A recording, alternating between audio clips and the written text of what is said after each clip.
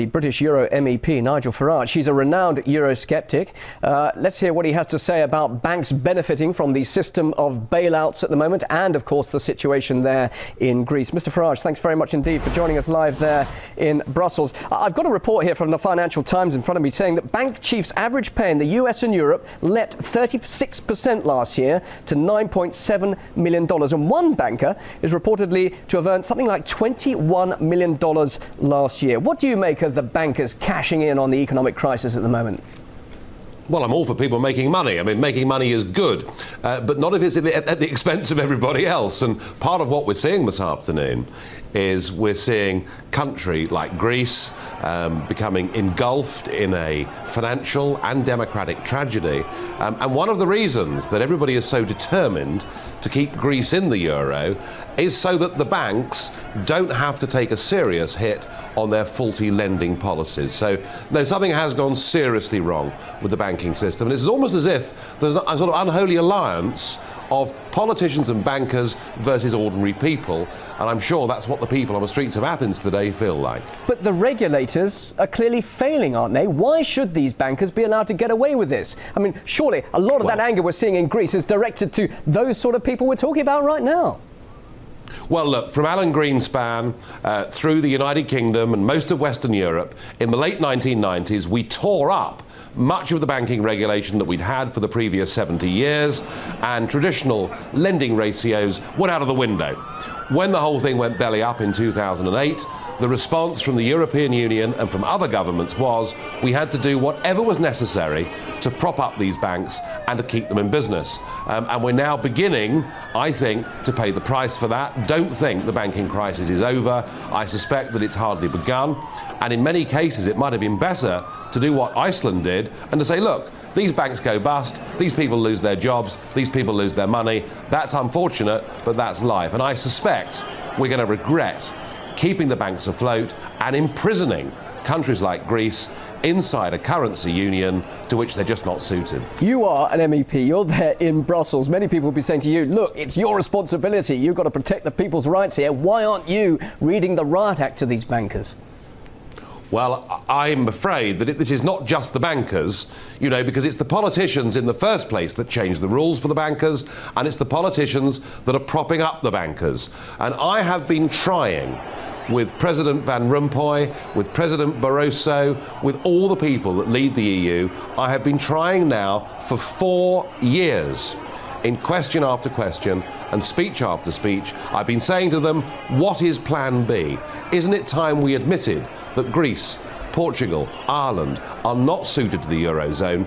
Isn't it better that they come out, they get their own currencies back, they have a devaluation, and then, of course, some of the banks have to take a hit. But they won't hear of it here, because as far as they're concerned in Brussels, the euro, the economic and monetary union, is a political project. They see it as a stepping stone to the United States of Europe, and they're not prepared to admit they've got it horribly wrong. And for that, frankly, they couldn't care less if tens of millions of people across Europe lose their jobs.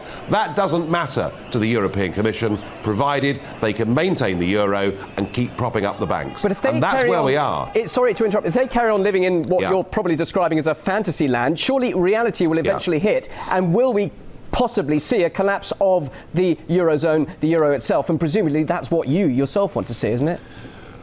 Well, look, I don't think the euro's a good idea, but I also do not want to see violence on the streets and people getting hurt, and I don't want to see the euro break up in a disorderly manner. But frankly, if they go on saying there is no plan B, if they go on trying to keep these countries trapped inside the euro, then I'm afraid we are headed for a very sticky end indeed. And I think financially, what will bring this down in the end isn't just the Greek economy or the Portuguese or the Irish. In the end, what's going to bring this down is the European Central Bank itself, an organisation that all the member states have put money into. And the point at which Greece defaults, and it's coming, it could come within the next couple of weeks in my opinion, the point at which Greece defaults, you will see the European Central Bank itself effectively will be bust, because they've used all this money buying up effectively their own bad debt. And then when the hat goes round, I just can't see countries like Finland, countries like the Netherlands putting money in. So we could be fairly close to the whole thing busting. But if it does collapse in the way you're saying, what happens? I mean, you're talking earlier, and we've heard obviously that Greece have talked about dropping the euro and going back to its own original currency. But just how easy is that transition when we've got countries already in debt? I mean, is that really the answer, to revert back to those old currencies again?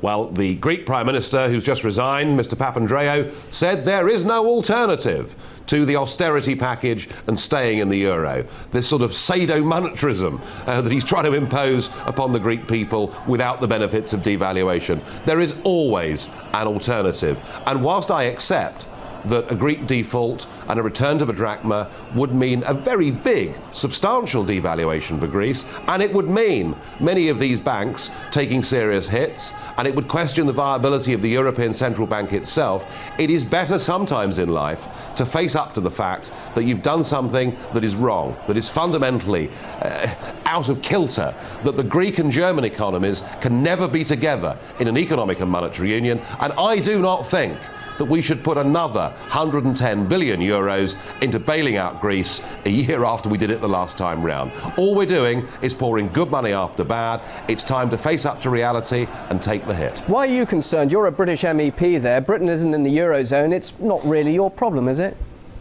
Well, it is, because we help with all the bailouts. So British taxpayers are involved with the Portuguese bailout, with the Irish bailout, and with the Greek bailout through our membership of the International Monetary Fund. So whatever happens, this does affect British people. And as an MEP, you know, I'm linking arms with politicians from other parties and countries who are saying the same thing. Let's get rid of this euro nonsense. It was bound to fail. It is now causing civil disorder on the streets of Greece, the level of which, frankly, is very worrying and very frightening, and it's time things change. Are you concerned about the same sort of civil disorder perhaps occurring in Britain?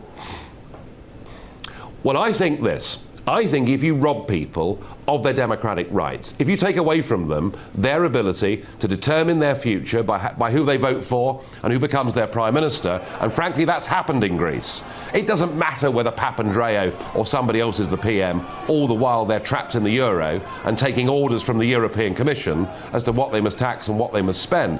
I think if you take that away from people, then the only alternative they're left with is civil disobedience, is civil disorder. It is deeply, deeply worrying. We need a good dose of democracy, both in Greece, in Britain, and everywhere else, and if we do that, we'll prevent these things from happening. And just briefly, do you think, from what we're seeing there in Europe, your stance, UKIP, the party obviously that wants to get Britain out of Europe, do you think you're scoring more political support now and points, bearing in mind with what we're seeing at the moment? How do you feel about your party and your position at the moment there? Well, can I draw a parallel? And that is the True Finns party, led by Timo Soini, who's been a colleague of ours here in the European Parliament.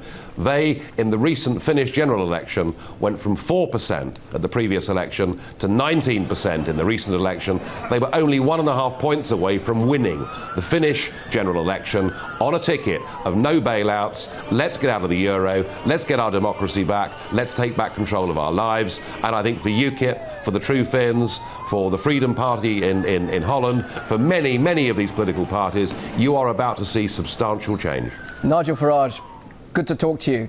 Good to hear what you have to say. Thank you very much indeed for joining us live there from Brussels.